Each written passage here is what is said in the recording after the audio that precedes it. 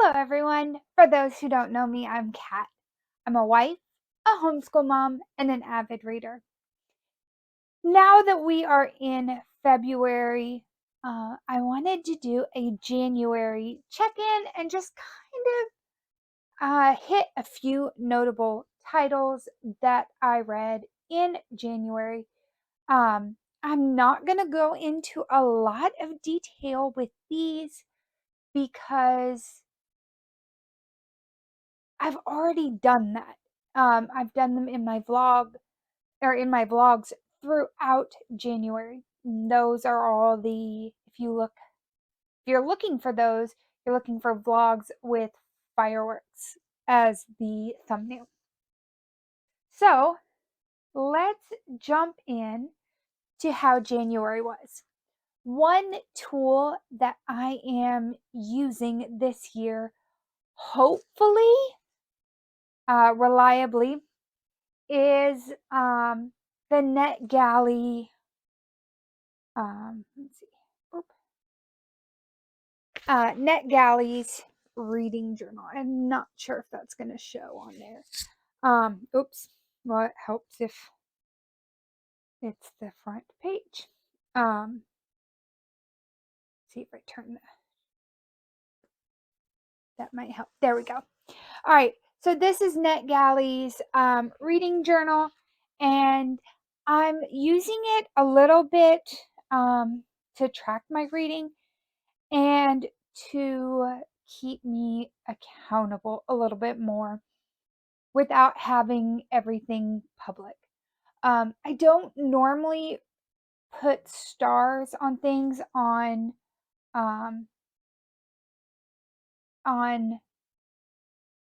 Storygraph because I don't rate things, well, I probably don't rate things the same as most people.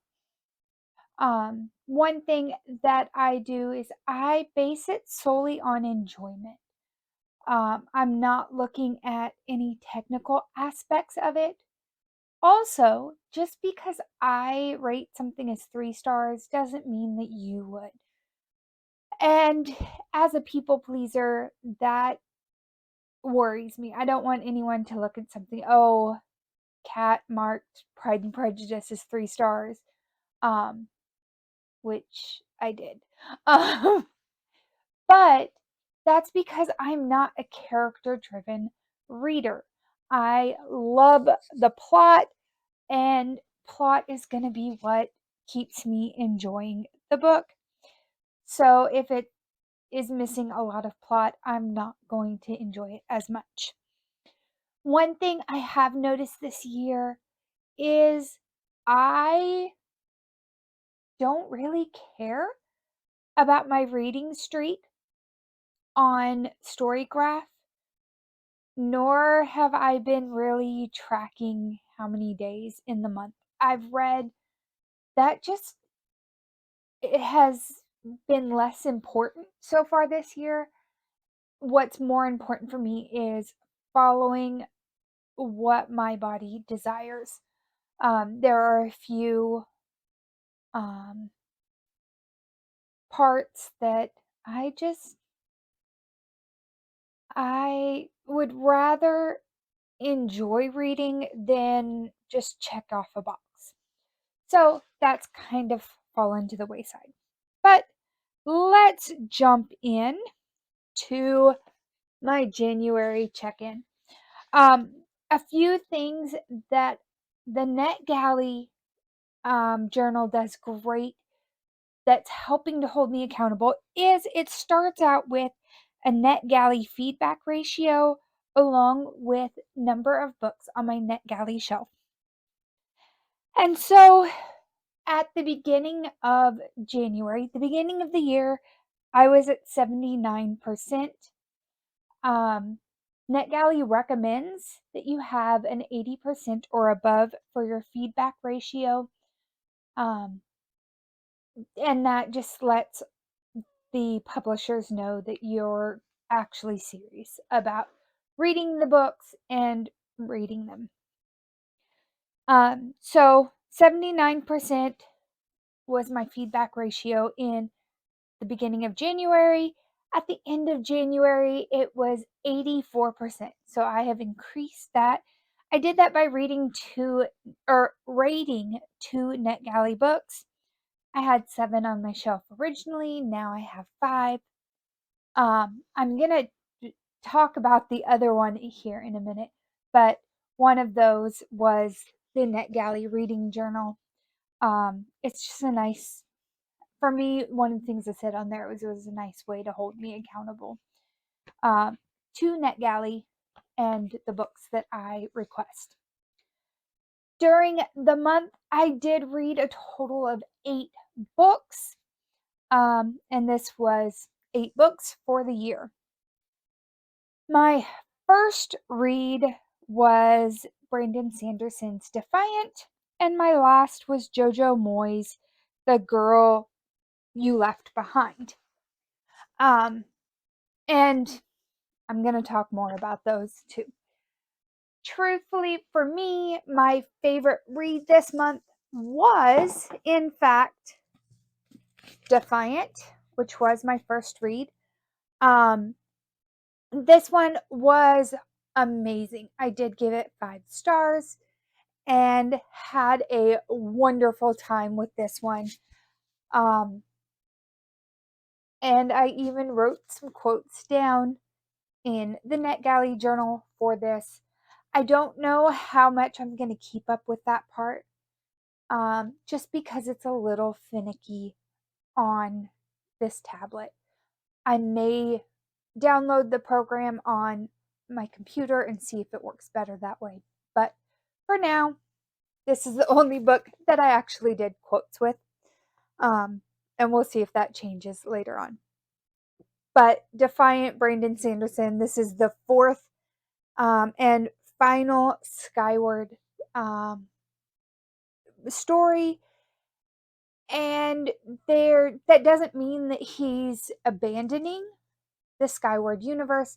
That will continue in Skyward Legacy.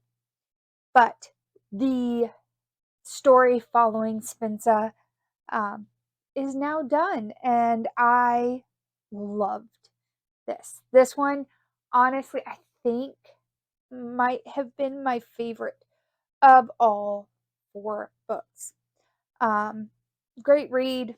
If you like sci-fi, this is definitely where it's at. The Sanderlanche, as many of us call it, is happens a little quicker in this one, and like you reach the pinnacle of events happening by halfway through the book, and the whole second half of the book is nonstop plot, plot, plot. Lots of fun for this one. The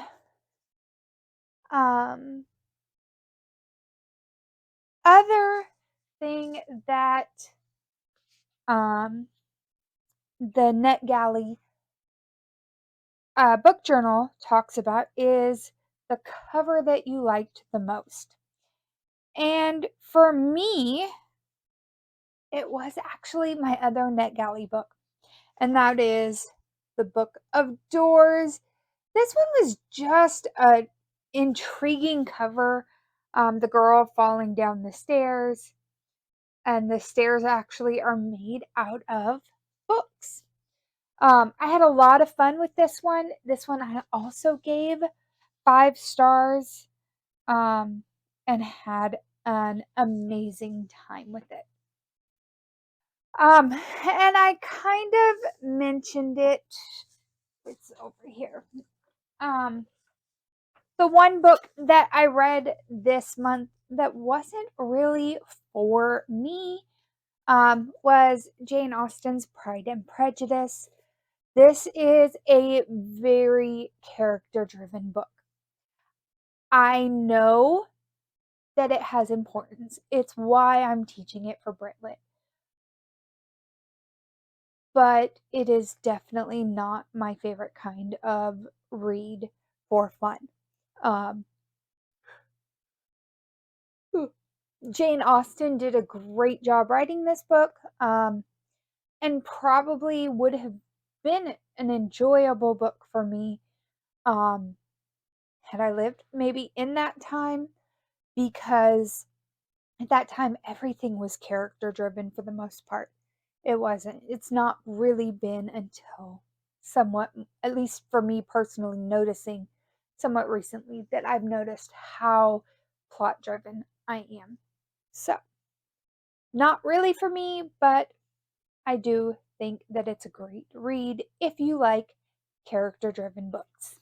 So, one thing that did not happen this month is oops, there were two titles that I did not get to during January. I'm not done with you yet. I've actually just started this one, enjoying it so far, but it was one that I still wanted to read. I wasn't just reading it because it was a book club pick.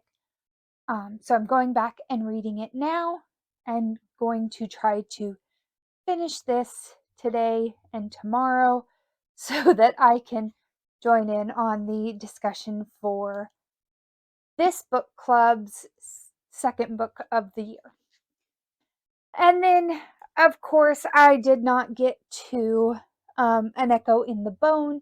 This is a very chunky book. It's somewhat intimidating to me, and so I haven't read it yet. This is my second month with it on my TBR that I have not finished reading it. So these two moved over to February. This one might even be pushed to March, but we will see. Um, I have truthfully been kind of slumping a little bit. All right, so then I guess let's go over stats. Um, I did read 8 books during January, and going by the number of pages that I read in the month, I read 3,144 pages. This is one thing that I do like when I track my reading daily in Storygraph, is if I have a book that I start in one month and finish in the other, this page count that Netgalley does not include the whole book or disclude the whole book if I didn't start or finish it in that month. As far as format, I read 2 books digitally, and the other 6 were physical reads. That doesn't sound right. Hold on. No, I read more digitally. One, two. Okay, so I read 4 books digitally and 4 books in print. All of them were nonfiction. I'm sorry, all of them were fiction. And one book in this set was over 500 pages. Most of the books were a medium pace. Um, so lots of fun reading there. Looking at my list, I did read 2 fantasy, I'm sorry, 3 fantasy, um, 1, 2, 2 that were more romance than anything else, and then 2 that were, um, I'm missing a book on here. Oh, um, I'm sorry, 3 fantasy, 3 romance, and 2 historical fiction, uh, dual timeline novels. Um, so lots of fun during the month, and I am excited to see what February brings. Let me know down in the comments books that you enjoyed during January or books that I read in January that made you think of other books that you thought I might like. And I will see you guys next time. Please like and subscribe. Bye.